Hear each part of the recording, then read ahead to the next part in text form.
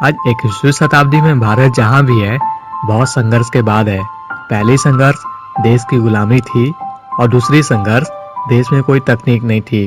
कैसे ना कैसे करके देश तो आजाद हो गया था, लेकिन देश के भविष्य का क्या होगा किसी को कुछ नहीं पता था।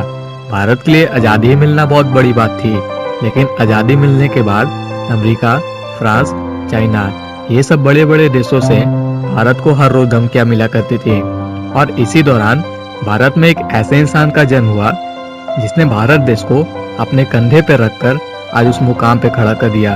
और आज 21वीं सदी में भारत जहाँ भी है, उनके बहुत बड़े योगदान की वजह से मैं आपसे बात कर रहा हूँ the missile man of India APJ Abdul Kalam ji के बारे में, जिनके वजह से आज अपना Bharat Russia, North Korea, America जैसे बड़े बड़े देशों को टक्कर दे पाता है। क्योंकि पहले के समय भारत में कोई तकनीक ही नहीं थी, जिस वजह से भारत की कोई इज्जत नहीं होती थी और किसी भी देश की वैल्यू उसके टेक्नोलॉजी के द्वारा देखी जाती है। और इसी कलाम जी ने भारत को तकनीक दिया, मिसाइल दिया, न्यूक्लियर वेपन दिया और साथ ही साथ भारत को न्यूक्लियर नेशन बना दिया, जो कि ये सब बातें बहुत गर्व की है। तो चलिए दोस्तों, शुरू से एपीजे अब्दुल कलाम जी के बहुत ही इंटरेस्टिंग स्टोरी के बारे में जानते हैं। एपीजे अब्दुल कलाम जी का जन्म 15 अक्टूबर 1931 में तमिलनाडु के रामेश्वरम में एक बहुत ही गरीब परिवार में हुआ था। और उनके माता पिता कोई खास पढ़े लिखे नहीं थे, जिस वजह से उनके पापा जैनालाबुद्दीन नाव चलाया करते थे, जिससे कि उनकी घर की रोजी रोटी बहुत मुश्किल से चल जाया करती थी। और कलाम जी अपनी स्कूलिंग पास के गांव से ही किया करते थे।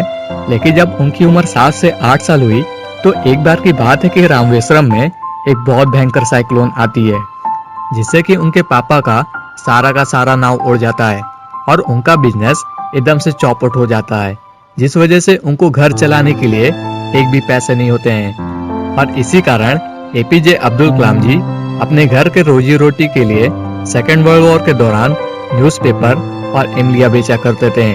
और करीबन 8 साल की उम्र में उनके जीवन में संघर्ष आनी शुरू हो गई थी। एक तो ऑलरेडी गरीब परिवार में पैदा हुए ही थे और ऊपर से सिर्फ 8 साल की उम्र में उनको घर चलाना पड़ता था। लेकिन इतना कठिनाई और मुश्किलों के बाद भी उन्होंने अपनी पढ़ाई कभी नहीं छोड़ी और 8 साल की उम्र में स्कूल से पढ़ के आकर कमाने चल जाया करते थे। और the wing of fire APJ Abdul Kalam ji के ऑटोबायोग्राफी के मुताबिक उनका ये कहना था, मैं तो बहुत गरीब परिवार में पैदा हुआ ही था, लेकिन बहुत खुश नसीब वाले परिवार में पैदा हुआ था। क्योंकि उनके मम्मी पापा भले पढ़े लिखे नहीं थे, लेकिन वो लोग एपीजे अब्दुल कलाम जी के बात को समझा करते थे और साथ ही साथ उनको खूब सपोर्ट भी किया करते थे। उनकी मम्मी कुरान की बहुत सारी कहानियां सुनाया करती थी। अब्दुल कलाम जी को बचपन से ही सिखाया करती थी कि क्या गलत है और क्या सही है। और उनके पापा जैनालाबुद्दीन भले ही नाव चलाया करते थे, एक छोटा काम किया करते थे, लेकिन वो एक बहुत ही नोबल पर्सन थे। इसी के साथ उन्होंने अपनी हाई स्कूल रामनाथपुरम के स्वाड हाई स्कूल से कंप्लीट किया। फिर 4 साल के लिए सेंट जोसेफ कॉलेज में पढ़ाई किया।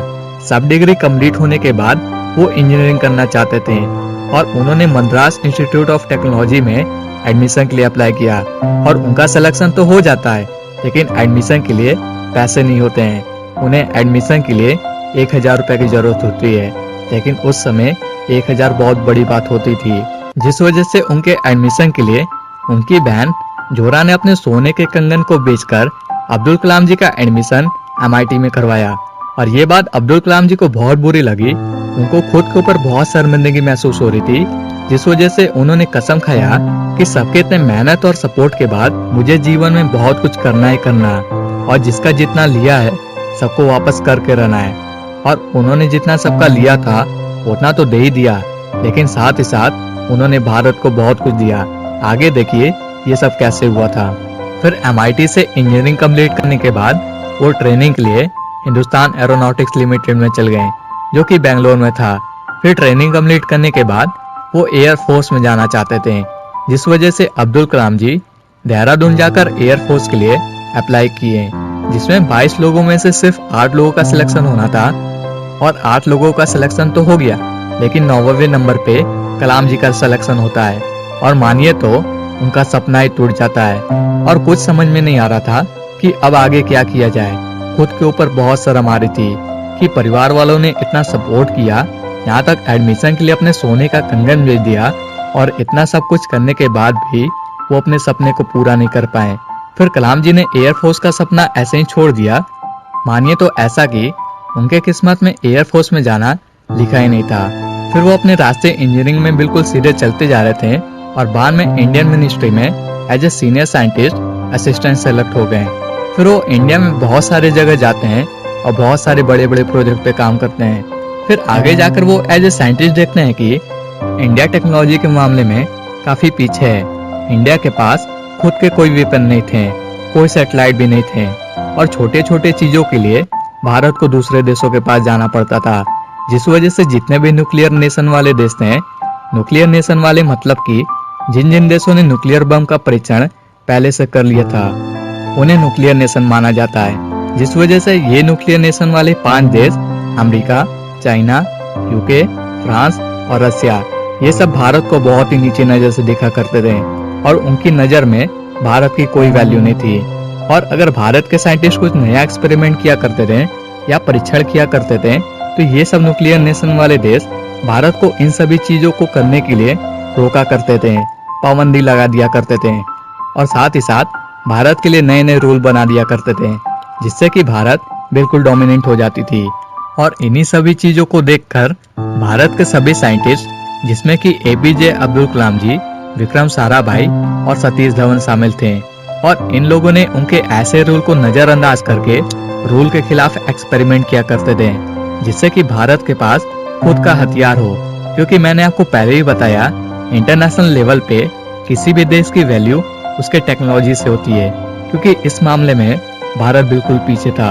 और काफी ज्यादा संघर्ष करने के बाद, काफी ज्यादा मुश्किलों के बाद एपीजे अब्दुल कलाम जी ने देश को भारत का पहला मिसाइल दिया, और बहुत सारे वेपन दिए, सैटेलाइट भी दिए, जैसे कि अग्नि, पृथ्वी, रोनी और बहुत सारे। और उनके ये संघर्ष इतने थे कि आपको इमेजिन करना काफी मुश्किल होगा, क्योंकि आपको जानकर हैरानी होगा कि जब एपीजे अब्दुल कलाम जी इन सभी प्रोजेक्ट पे काम कर रहे थे, तो उसी दौरान 1971 में उनके टीम के लीडर विक्रम साराभाई जी की मौत हो गई थी, क्योंकि उनका इस प्रोजेक्ट में बहुत बड़ा हाथ था, और उनके बिना प्रोजेक्ट आधा अधूरा रह गया था। और साथ ही साथ अब्दुल कलाम जी के मम्मी और पापा दोनों लोगों का मौत इसी दौरान हुआ था। और मानिए तो कलाम जी को उस दौरान हार्ट अटैक सा झटका लगा हो। लेकिन इतना सब कुछ होने के बाद भी, काफी एक्सपेरिमेंट फेल होने के बाद भी, उन्होंने अपने मिशन को कंप्लीट किया, और भारत देश को सिर्फ मिसाइल ही नहीं बल्कि बहुत कुछ दिया। और आज सिर्फ उनके वजह से अमेरिका, रसिया, फ्रांस, ये सब बड़े बड़े देश आज भारत को इज्जत भरी नजर से देख पाते हैं। और एपीजे अब्दुल कलाम जी की ऐसी मेहनत और परिश्रम के कारण वो भारत के 2002 से 2007 तक प्रेसिडेंट भी रहे। और इस वीडियो में मैंने आपको जितनी भी चीजें एपीजे अब्दुल कलाम जी के बारे में बताया है, आपको इमेजिन करना और उनके संघर्ष को इमेजिन करना काफी मुश्किल होगा। सुनने में तो आसान लगता है कि उन्होंने ये किया वो किया, लेकिन एक्चुअल में ये सब करना एक बहुत बड़ी बात थी, जिस वजह से उन्हें प्रेसिडेंट के साथ साथ country highest award Bharat Ratna के साथ सम्मानित किया गया। तो बस इस वीडियो में इतना ही। अगर ये वीडियो आपको अच्छी लगी है तो वीडियो को लाइक, अगर आप हमारे चैनल पर पहली बार आए और अगर ऐसे और वीडियो देखने चाहते हैं तो आप हमारे चैनल को जरूर सब्सक्राइब कीजिएगा। तब तक के लिए आपके समय के लिए बहुत बहुत धन्यवाद।